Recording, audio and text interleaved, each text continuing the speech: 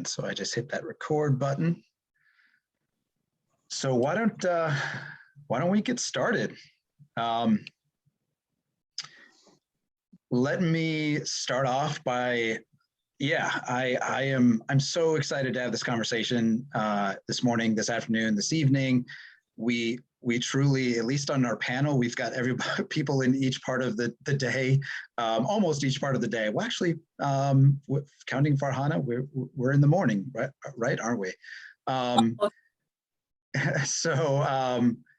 So thank you so much for joining us today for Partnership Strategies for Entrepreneurship Center Sustainability.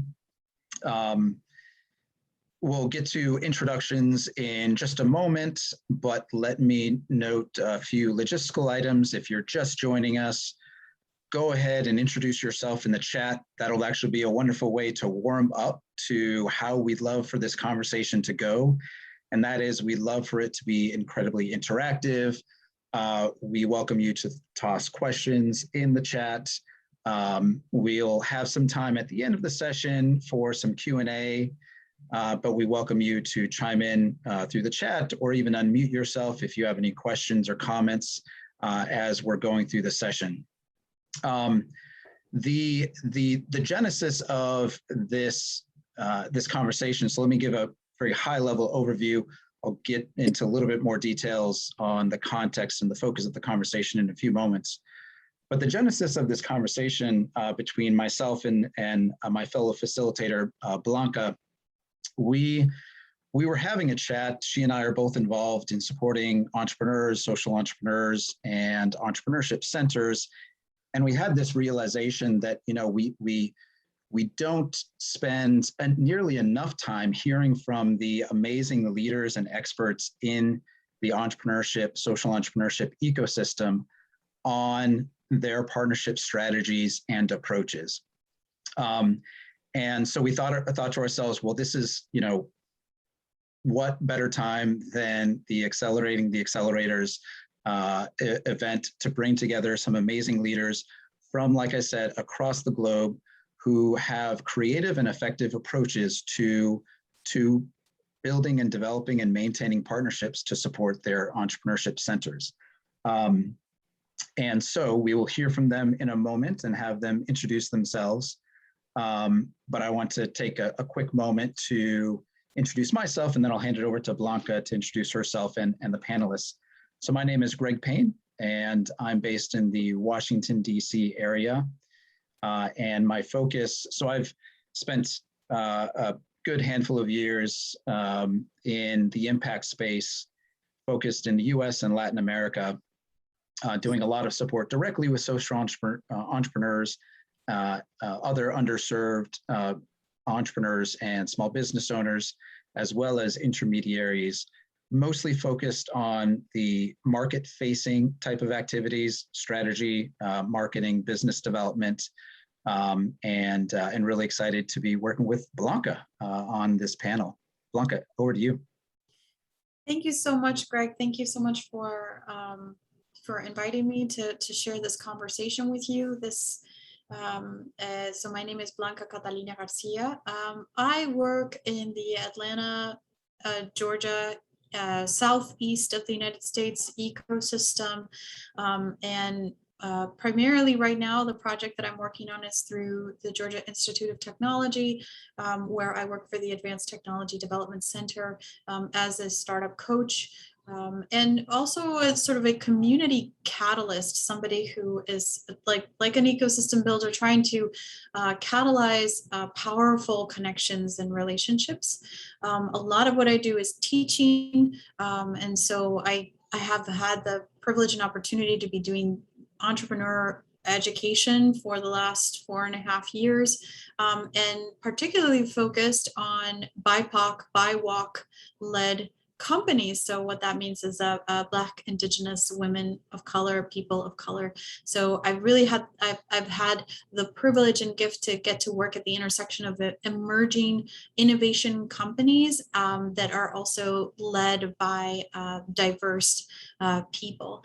And so I come from the background of creating educational impact programs in multicultural communities. So translation building bridges, making connections, bringing together networks has been a lot of my work. And so our conversation today is very real to me because, as I'm sure can resonate with most of you, the relationships that I make and the partnerships that I'm able to strike are really the bread and butter for the work that I'm able to do. It's all about those connections and the power of those connections. So I'm excited about this conversation today. So let's see, let's go ahead and get started with introducing our fantastic panelists. As Greg mentioned, what we were just talking about this right before some of you walked into the room virtually, that we have panelists that are tuning in from all over the world, and that some of those places it's very late in the evening or early in the morning, and that just goes to show how important this conversation is to us. And so I'm really excited to welcome Farhana, Maria, Patty, and Sokaina. So I would just invite each of the panelists to just quickly introduce yourselves. If you could say hello, tell us about your organization and or the work that you do. Let's start with Farhana. Hi, Blanca. Thank you so much. My name is Farhana Hassan. I'm the founder and CEO of Her Will, a nonprofit based in Atlanta, Georgia. We're working on women's empowerment using data and technology and building world's first hub for highlighting women in many different forms and shapes, and also building a one-stop resource for getting women successful in all stages of life and leadership.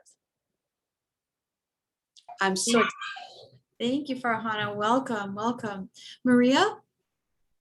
Yeah, hi everyone. My name is Maria. I'm calling in from Copenhagen. I am managing a program called Plus Impact Accelerator, which is an accelerator for impact startups within Nordic markets. That is Nordic in this case being Sweden, Finland, Norway, and Denmark. Where we focus on getting those entrepreneurs their first corporate customers. And we do it in partnership with Danske Bank, which is a financial institution here, but also with research institutes and other corporations. Thank you, Maria. Great. We're really happy to have you. Great to have you. Patty? Hi, thank you for inviting me to join this exciting conversation. My name is Patty Simonton. I am the director of the Be Green Business Program at Bethesda Green, located just outside of Washington, D.C. in Bethesda, Maryland. I run the Innovation Lab here, where we support companies developing impactful business models, really with a focus on environmental sustainability and sustainable food systems. We run 4 distinct programs that really enable us to support founders from idea stage through seed and Series A, just providing them kind of the level of support that they need at wherever stage they are. Excellent, excellent. Thanks so much, Patty. And then finally, Sokaina. Hello, everyone. It's a pleasure meeting you all. It's great to see some familiar faces and get connected with the new ones. My name is Sokaina El-Alam, and I am an ecosystem builder in the entrepreneurship, leadership, and community development space in Morocco. I'm currently the business development director with Enactus, as the largest experiential learning platform devoted to entrepreneurship action. Enactus is annually engaging more than 72,000 participants on more than 1,800 campuses around the world, which are based on more than 35 countries. And Enactus has been working since 1975, so we've been around for a while. In Morocco, since 2003, Enactus Morocco contributes to the transformation of the Moroccan social entrepreneurship system by engaging young leaders, academia, companies with social responsibility, and public authorities in order to generate a strong, sustainable, and inclusive impact. So excited to join the conversation today. Thank you. Thank you so much, Sokaina. We're thrilled to have you. So as you all can see, we have some fantastic panelists for you all. I would just remind our participants to go ahead and tell us in the chat where you're hailing from, a little bit about you and your organization. And I'm gonna give the mic to Greg now, so that we can kick off this important conversation. We had some brainstorming before you all came in, and we want to open it up with some things for y'all to think about. Yeah, thanks, Blanca, and thank you to the panelists again. We're going to say it about a dozen more times. It's so amazing, and we're honored and grateful to have you with us. Going back to the genesis of this session, and really what we're looking to get at through the conversation. We once again we're so honored to have this diverse set of panelists, experts, and leaders in the industry who have some creative approaches to partnerships, ways to sustain their entrepreneurship center. And that's kind of one of the nuggets that I want everyone to keep in mind as we're launching into this conversation is, at least at the launch of this conference, this idea of scarcity mindset, which I'm sure to some extent everyone's heard of. It's something that affects us as human beings. It's certainly pretty ever present in just about every industry. But I'd argue that it's something that it's worth us working on overcoming when it comes to the impact space. I'm sure even if your video is not on, you're probably nodding your head and agreeing that yes, we've got to overcome that scarcity mindset, and realize that there are amazing and plentiful resources to share. And even if you're an entrepreneurship center with, of course, pretty limited resources, how do you creatively go about identifying and establishing those partnerships and maintaining those partnerships that help sustain your work? So just in a few words, what we want to focus the conversation on today is getting into some practical examples through the conversation with our panelists of partnership strategies that support their mission and operations. See, to the extent we can in such a short period of time, what's the recipe that makes up successful and mutually beneficial partnerships? And once again, to the extent we can, we may have some time at the end to have a breakout conversation, or at least a group conversation that will help make some of this practical. In other words, we welcome you to start thinking about what questions you have and some challenges you have in your organization as it applies to partnerships, because we want to make this a practical conversation in the end. And you know what? Let me try to take actually just a minute. I'm going to do a quick poll. So if you're at your desktop, and I'm going to launch it here at your desktop or your phone. Hopefully it works one way or the other. I want to leave this open for just a few moments here to get a sense for who's in our audience. We've actually got a really wonderful audience of a dozen or so people here. So if you could just answer that poll and let us know who you are. I think it's showing up, right? Perfect.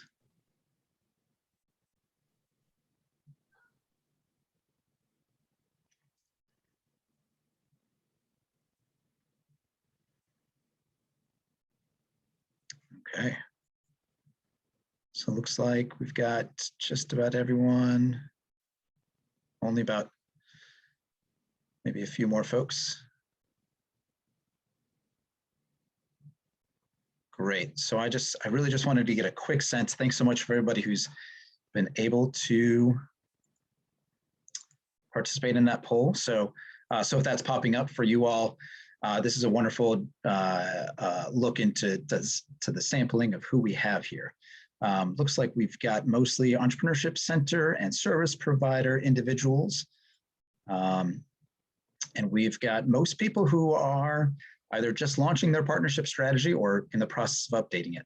So wonderful. And you are certainly the folks who were interested in sharing some lessons. And to those who already have their partnership strategy up and running, and it's running great, we'd love to hear from you too. Share some of your insights during our conversation. And great, thank you so much for sharing where your needs lie. It looks like most people are most interested in learning more about identifying and approaching partners. Perfect. So with that said, let me make sure we're spending plenty of time hearing from our panelists. Panelists, perhaps one by one, we can go in the order that you introduce yourselves. If you could give us maybe a quick summary of how your organization, excuse me, approaches partnerships, sort of give us the high-level overview. Is it formal or informal, structured or unstructured? Does one person focus on it, or is it a bigger team that focuses on partnerships? Let's start with Farhana. Thanks for the question, Greg. I would say it's a hybrid model. It's structured and unstructured both. And at this nascent stage of our organization, for example, it's many levels of partnerships that we're looking for. And sometimes it's not really intentionally looked for, but they come and we just immediately see the gaps and figure out where do we feel the needs for each other. So partnership, since it's a two-way street, it's always mutual and give or take. So it depends on what stage growth you're in. So for example, when we first started, the first partner that came to us, I was scratching my head on what we were going to provide for them.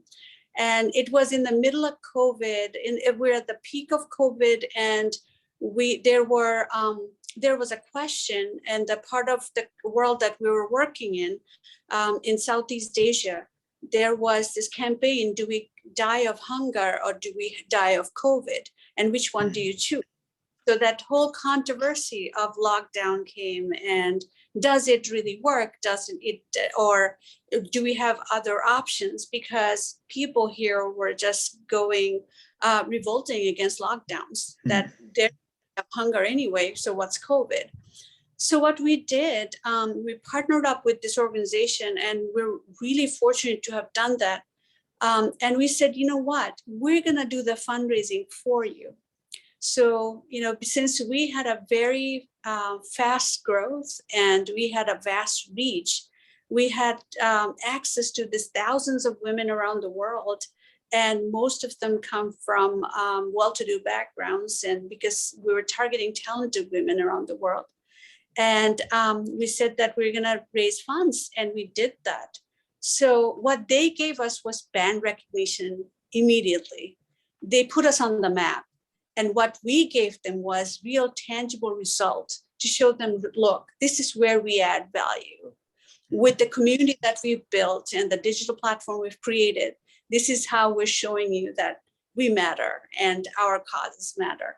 So I think that's a great example I could just think of that gave us that immediate kickstart that we needed, and also gave them the incentive to help us more and to work with us more. Wonderful. Thank you, Farhana. And excuse me, and we'll dig into that a little bit more, but I want to hand it over to Maria to give us an overview of how Plus Impact approaches partnerships. Yeah, so to clarify a little bit the structure I'm working within, I am hired by Danske Bank. So I'm hired by a corporation, but I'm on a team that's small. We're only 5 people. And we do everything that Danske Bank has to do with social entrepreneurs or startups in general. And we approach partnerships almost religiously in an informal way.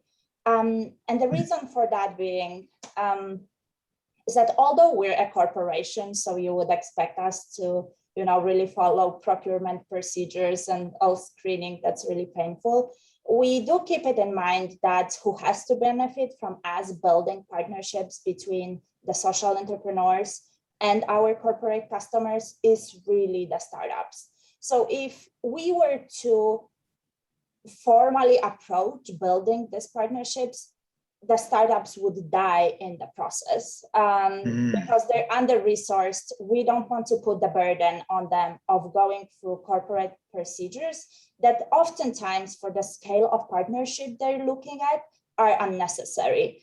So we as a team, we go as much under the radar as possible to make the partnerships as quick as possible for the startups. because the time understanding between a corporation and a startup is different, and we try to bridge that gap. So yeah, definitely as informal as possible to make it tangible.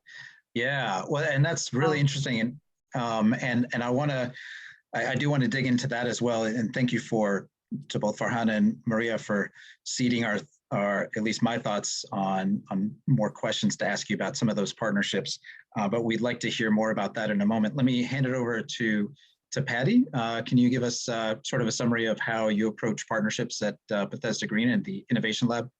Sure, yeah. It's interesting to hear that we are definitely not the only ones with a relatively informal partnership strategy. I tend to look at in the term ecosystem, of course, you're all very comfortable with that. There are so many opportunities for people to engage with the work that we're doing. And so we'll often try and identify, where are the gaps? Are we looking at government relationships? Are we looking at local nonprofits that can maybe be outreach partners with us? Are we looking for organizations that can be sources of member founders to join our program, coming out of local universities and pipelines there, and sort of, the different areas. And I mean, in terms of the sort of a focused strategy, I would say that there's an element of identifying those gaps in a very focused way. We sort of say, okay, like, are there service providers that we're missing that we can identify?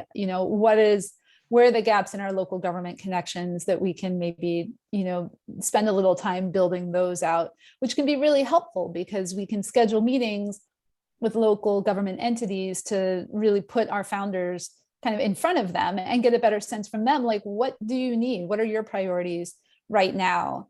So in terms of, that strategies, I tend to keep the door pretty wide open for the opportunity to connect with other organizations and advisors and just entities as a whole.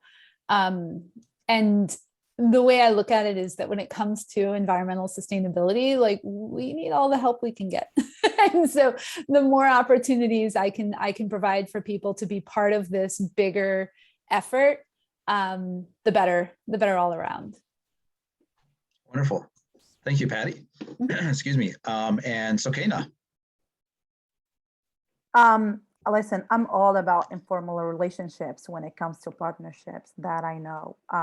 Basically, all the partnerships that I've locked for Enactus have been all, successful and, sustainable because of that personal component that we add to it. Whether it's a government contract or a corporation contract, it's all about personal relationships with POCs from that structure. So what I do on a personal level is that I try and make it as personal as possible, because these organizations are led by people who are like me, who definitely have to share the same values as Enactus. Because if we don't align on those values, on those visions, we wouldn't be able to build, a robust program. So what we usually do, whether it's a call for application, so we would just, co-develop with the funder or with the partner that said program, or if it's just, a partner that I happen to meet on the train or at an event or whatever. The world is my playground. Wherever I go, I just try and develop and cultivate those relationships, because these people matter. And even if they are not the right people to talk to when it comes to building robust relationships, at least they make introductions. There's some sort, I'd like to think of them always as some sort of ambassadors that I have all over wherever I go, so that they can spread the word about the work we do. And they help promote the work we do, and they help facilitate access to potential funders and potential partners. So bottom line is, our methods at Enactus, and more specifically when it comes to business development, is that we usually co-develop programs that are win-win partnerships. We definitely have to have in mind, what kind of strategic priorities the partner has. Does it align with our vision as an organization? Do we share the same values? And if yes, we can move forward with that partnership. Other than that, again, I couldn't insist more about cultivating that personal relationship. Whether Yeah. it's holidays, whether it's like birthdays, I'm always part of their lives because I Yeah. genuinely care about them as people before they are part of that organization I'm working with. Yeah. Okay. Thank you, Sabrina. And so in a few moments, I'm going to hand it over to Blanca. She's got some questions for the panelists. And again, wow, if we only had 2 hours to have this great conversation, but we have limited time. So maybe I can follow up with this. So that was a really interesting overview. And you're right, there's actually a lot of shared threads here with informality, focus on relationships, which certainly makes a lot of sense. And in that introduction that each of you gave about how you approach partnerships, some of you started hinting at the specific, maybe one specific partnership that can maybe help our participants get, get a little more tangible to a challenge or a specific partnership that that you found particularly beneficial. So maybe if we could we go one by one again? We can start from the top. Farhana, I think you started alluding to it. If I understood it correctly, the partnership that you noted was around supporting fundraising with the women entrepreneurs that you work with. Is that right? Or is there another partnership that you want to highlight? What was the specific question, Greg? Yeah, sure. What partnership, is there a partnership that has been particularly useful to your network and the work that you do? Absolutely. I mean, so what we have done was build a platform. We became the conduit of a lot of things that we are not going to do ourselves. And that was the premise we started out with. And for us to be successful, rather than doing these things ourselves, for let's say, we are heavily involved in targeted learning, financial literacy programs from A to Z, and women in STEM, specifically women in data science.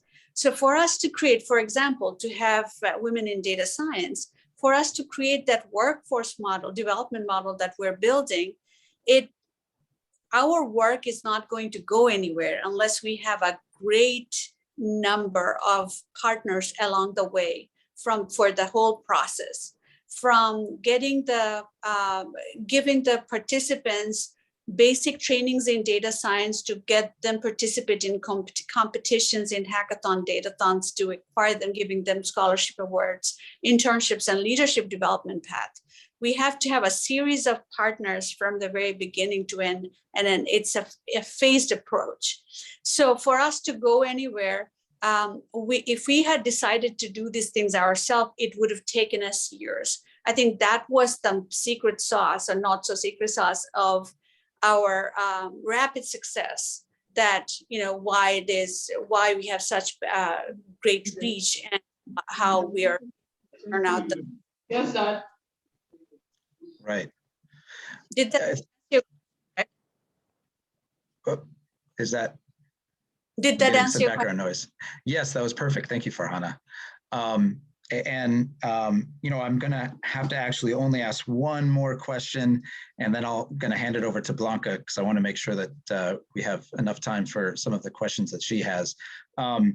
One thing, so Maria, I'm going to come back to you. So one thing that you mentioned, and you and I had a brief conversation about this offline as well, was around how you're partnering with corporates to help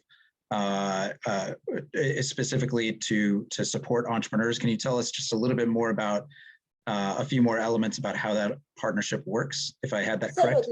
Absolutely. Yeah. And I think that's also going to be practical as well. So as Danske Bank, we're fortunate enough to have access to thousands of corporate customers that bank with us. And then as Plus Impact Accelerator, for the startups that are going through our program, we always ask them, okay, who's your dream customer? If you were to get a corporate customer, who's your dream customer? And every entrepreneur I've ever spoken to says IKEA, or some of the names that everybody knows. The truth is that it's very unlikely that I will be able to get them IKEA as customer. Not necessarily because they don't bank with us, but it's because they're so massive. They don't need a program like my accelerator to help them find entrepreneurs. Also unlikely that entrepreneurs that are going through my program are going to be able to serve IKEA in the volume IKEA is looking for. So what we did is that we looked at lower segments of customers, which we call mid-corp. So it's corporations that hire up to 10,000 employees. And those are corporations that already have recognized that they want to work with entrepreneurs, and that's a way for innovation, but don't have the funding for innovation centers, etc. There's just no focus like that. On the other hand, the entrepreneurs are very unlikely to know those brands. They're just much more local, or they're not as hot as IKEA. So we started matchmaking them with those, and it's working well because the corporations are looking to just see, okay, what does it feel like to be working with entrepreneurs? What do we need to be aware of, etc. They're just learning, and the entrepreneurs have the space to pilot their programs, to get their first revenue from a customer, and so on. And since we've started that approach, I want to say about a year ago, we actually have had several successful partnerships coming out from that approach that I could mention, but maybe because of time, if there's time later on, I'm happy to mention those. Yeah, wonderful. Thank you, Maria, for summarizing that. So let me hand it over to Blanca for some questions. Yeah, and I'm just typing up some of my insights as I'm listening to y'all to share in the chat with our audience, but feel free to sort of type in your summary, like, Blanca, that's kind of what I meant, but not really. Here's what I meant to say. So really appreciate you all offering those insights. And I know it's really important. I know that our audience is here because y'all are navigating these relationships and trying to figure out, okay, well, but give me some formulas, give me some key things to think about, right? So hopefully we've touched on that. But I guess, and something that we shared a little bit earlier with the panelists and really wanted to get into, because, and this was part of the conversation that Greg and I had with that birthed this conversation, was the fact that there is sort of like formulas and methods that are out there for strategic partnerships, and you can read about it online and so on. I mean, so if you can just go to the library or Google, then why have this conversation? And the reason for that is that, well, for one thing, one of the things that Greg and I discovered is that although we, and I'm calling us out on this, we are really good at doing research and spending a lot of time working on how do those businesses that we are supporting in their growth strike the right partnerships. But we often don't talk about, we really were struggling to find tangible and a body of research on how do, as ecosystem builders and as entrepreneur education organizations and centers, how do we strike partnerships and how do we be really effective about it? And there wasn't a lot of conversation about it, or a lot of things written about it. However, we know that it's essential for the sustainability of our organizations and our centers, and we think about this all the time. So we wanted to dig into some of the more real and human, like what does it look like? Most of you all work with entrepreneurs and business people, so when you talk to people who have an idea and you say, okay, great, how does it look like in the real world? How do your customers behave? And then you find out that the idea might be different and your customers are different. Same here. What is the reality for us when we're striking those relationships? So one of the things that came up in our conversation that I would love for the panelists to sort of share about is, what is the significance of trust, of building trust in those relationships? And specifically, what I'd love to hear from y'all to share with us is, how do you build that trust? How do you discern where that trust might be viable, that you could potentially, strike it, versus how do you navigate situations where that partnership might be essential, but there are barriers to trust? And maybe historically in your ecosystem, there's a history of division, there's a history of tension, of competitive thinking. Greg earlier mentioned this idea of scarcity thinking. There's just this one little sliver of pie that we all have to share, and I'm going to get it, not you. And we know that exists. So we'd love to hear your insights as to how you navigate building trust in those relationships. And I'd love to start with, let's just go random. Soki, you raised your hand, so go for it. I will. Thank you, Blanca. That was a great question. I think trust with partners, I think trust is a process that takes time. But I think the first step into that process is to actually start that relationship, start that pilot project you've been talking about, and actually delivering what you've been talking about. I think that's the first step to actually build, a trustworthy, relationship. Right? I can give an example, and that would answer the question that Greg asked earlier about, a real partnership that we've had since 2016. We launched this program called Impact at Work, which is funded by the Citi Foundation, the American bank. So this was a project that we co-developed based on their CSR strategy. So what we do usually is that we actually reach out to corporates who actually share the same values, like I said before, and then we try to, suggest something that would, build into that vision they have, and which aligns, of course, with what we're doing as an organization. So in the case of Citi, we know that they have a 2025 Sustainable Progress Strategy because we've done our homework, right? So what we do usually is that during that first conversation, you are all prepared to just, give them what they want to hear. You know exactly what they've been doing, you know exactly what they're lacking, and you know exactly what your organization can do for them so that they can, build that, gap, or fill that gap they have in that strategy. So by doing that, especially in the early conversations, they do trust you because they see that you actually did your homework for a first conversation. They see how serious you are about this relationship, and they move on to the next meeting and so on. So what we did since 2016 is that we got that first contract just as a pilot to see how it would go from a Morocco perspective. We then gained their trust to enlarge more, the perimeter of the action. So after 4 or 5 years, and Access Morocco is actually managing the operations for this program, Impact at Work program, for 4 countries. We're managing the program in Morocco, in Algeria, in Tunisia, in Senegal, and this year for the 2021-2022 batch, we added Egypt. And nothing of this would have happened if they didn't, trust us at first, and if they didn't, see the results of the work we've been doing. So I think trust is earned as time goes by, and as the results keep, showing, the outcomes are there.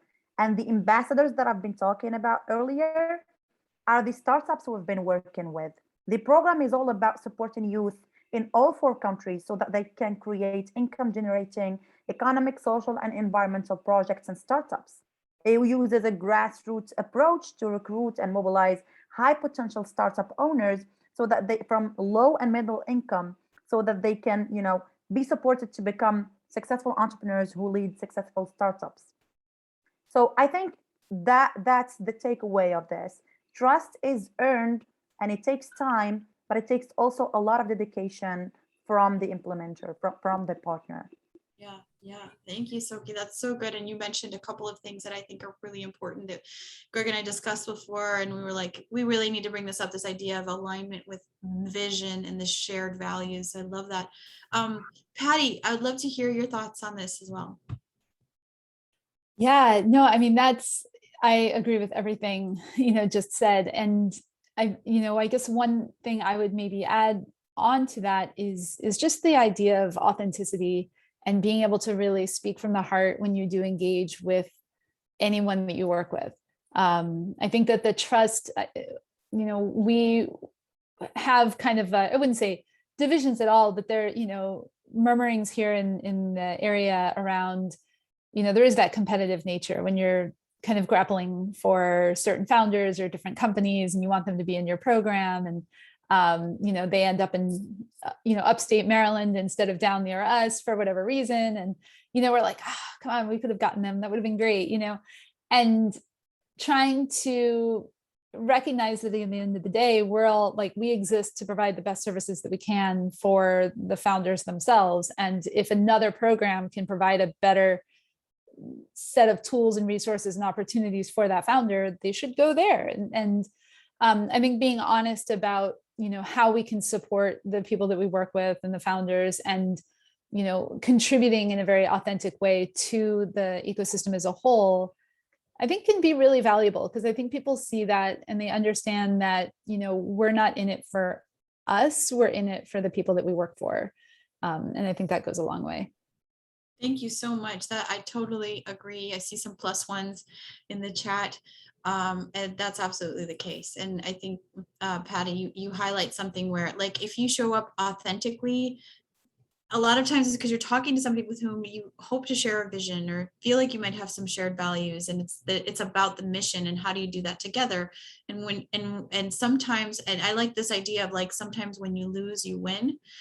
This idea of saying, like, well, actually this, you might be the person who really responds to this need better. And in that moment, it could be perceived as you, like, lost the opportunity to hold that startup or to have that, to be on that stage.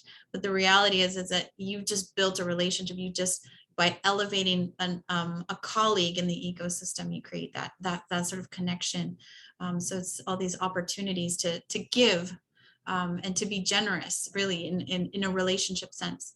Would love to hear also some quick thoughts from Farhana and Maria. Farhana?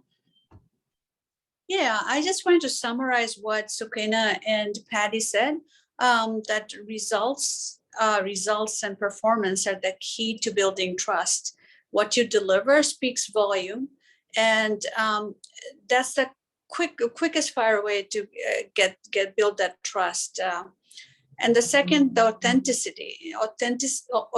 Being authentic comes from within, and whomever you are dealing with in the path for that common goal with your shared value system, when they see your genuineness, your authenticity, I think it's faster to build that connection and the trust. I agree, and I think, Farhana, you've always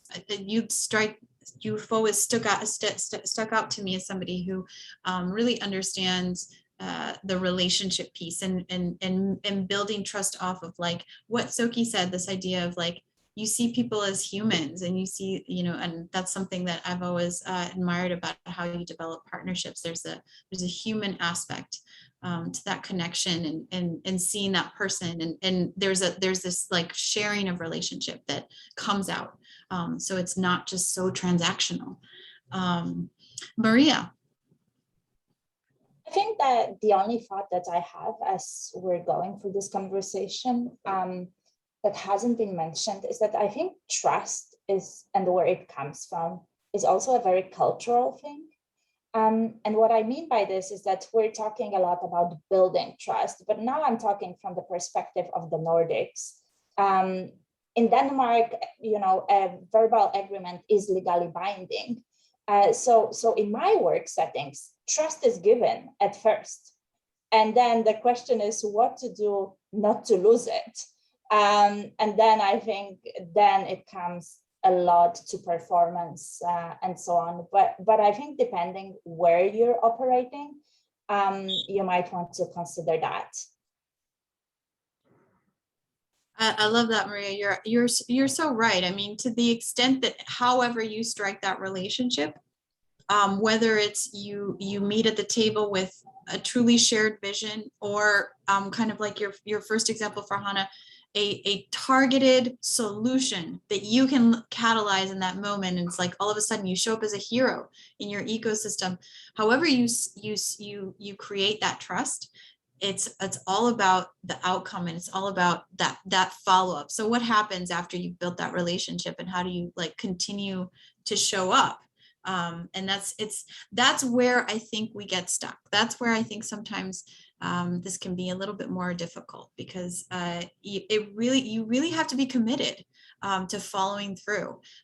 So we want to open up to our Greg, and I'll let you take over, Greg. But we wanted to open up to your questions, and we know that we were just discussing, this could be a whole class. We could talk about so many different elements here, but we want to take advantage that we have this incredible panel of experts, and not just hear your questions, but if you have some specific things, challenges that you're dealing with, we'd love to have you share that. Yeah, thanks, Blanca, and thank you to the panelists. Excuse me, as Blanca said, this I have just scribbles and scribbles of notes here, so I've got some additional questions myself, but I want to pause and open it up to anyone in the audience. If you, I know that we have a few folks who were on today who are joining us,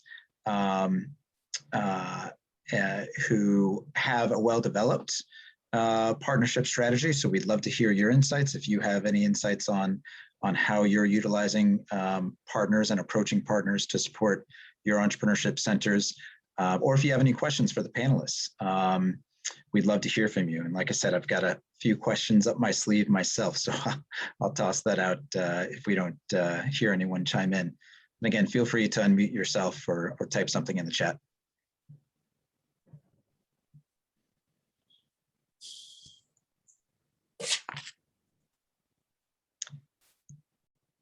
And so I'll jump in with a question, and I'm going to just toss this out. Curious if anyone wants to respond to this. What do you find the hardest thing about partnership development, either personally or something that you have found particularly challenging? Someone on our panel want to jump in and let us know what's the thing that stands out as the most difficult thing to manage or execute when it comes to partnerships. I can share my thoughts on that one. Thanks, Farhana. Yeah, yes. Jump right in. So I would say in my experience, bureaucracy is the biggest thing that gets in the way. So it's based on the particular organization that we're dealing with. Maybe we've gotten the go ahead from the top, but then when it comes in the middle and down, and it gets stuck in the process, and that delays the entire end goal. So that is one of the frustrations, issues we have to deal with. But again, that's the corporate culture, and that's the organizational value system that we have to deal with, and that I find as the biggest impediment to success. Red tapes. Yeah, totally agree. And curious to hear if, for those of you who, I mean, I'm sure that's a challenge across the board, but also I would love to hear from the panelists talk about as well, in following with Greg's question, what's the biggest challenge is if you're dealing with in ecosystems where maybe there has been breakdowns in trust, or there's divisions or tensions between groups, and you have to build that bridge. So yeah, curious to hear if you have other insights around that, but I'll stop. I can get that one, Blanca. And to answer both questions, I think one of the many challenges I face managing partnerships is that sometimes partners or potential funders, because Enactus is an international NGO, they just assume, and because we have a board of directors that is quite interesting, they just assume that we have enough funds to run amazing programs. So they expect us to co-fund programming. So it's a long story to just convince them that, hey, even though I have, OCP, which is, a conglomerate in Morocco, they don't fund us. They are one of the board members, but they don't necessarily fund our activities. We don't have, yes, we do have a headquarters in the US, but they don't fund us. We actually pay membership. So we pay them. So that's a lot of work when it comes to managing partnerships. And to answer your question, Blanca, about how to manage, difficult partners, was that it, Blanca? I'm sorry. I think it could be difficult partners, or it could just be, I don't know if any of you all have faced this, where you are just working in an ecosystem where there are some areas where there is just lack of trust and there is tension. Oh, yes, that's right. So what we usually do is that instead of actually just going straight forward, asking to co-develop a program or become partners, I usually tend to invite potential partners to our events. That way, they can see indirectly the results that we can achieve as people who are serious about their work. They see the startups we work with, they see the numbers we have. And that way, they are the ones who reach out for potential collaborations. So taking that route, indirectly, allows them to come, and to feel in a safe space where they can actually observe what's going on the partner side, which is my organization, and see for themselves how the partnership, can look like if they join, forces with us. So that's my way of doing it. Show them instead of telling them about it. Yeah. Thank you, Sukaina. And, we're just a few minutes from the end of the hour.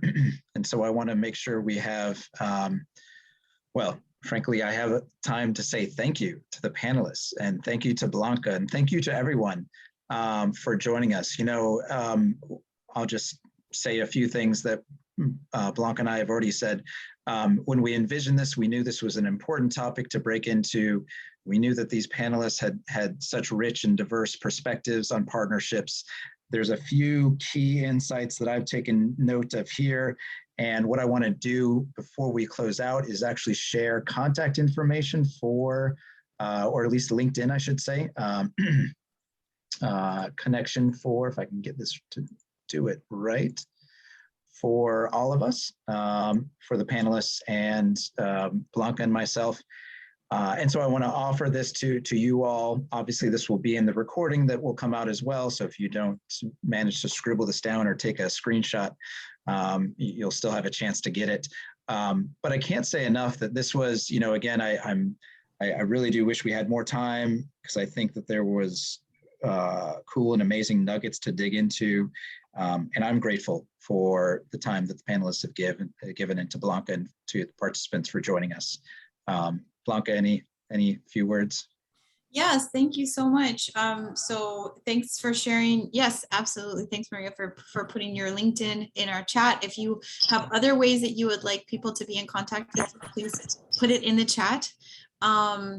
And I highly encourage any of y'all who are facing some challenges around the partnerships that you're navigating to take advantage of the fact that we're here and go ahead and make relationships. One of the questions that I was hoping that we would talk about, we just won't have time, is really, how do you do it? We could talk about all the theoretical stuff all you want, but at the end of the day, it's really just about making a list of like who you really want to meet and reaching out to them, and wanted to learn more about how you do that. But we obviously have much more to talk about. Thank you so much for your insights. It's so interesting because you all went right where we were thinking, where there is sort of a format or a structure around strategic partnerships, but you all, the panel, you just hit right into the heart of it, the human heart of it. And I hope you all will copy and paste the chat and taking down some insights, and we'll continue to build relationships from here. And thank you, Greg, for hosting this with me, and thank you so much for to the panelists, and thank you to our wonderful participant. Thanks for being here and dedicating your heart and time to this important conversation. Relationships are everything, so let's keep at it, and I look forward to continuing to connect with you on LinkedIn and other places. Thanks all. Thank you so much. guys. Appreciate you. Thank you.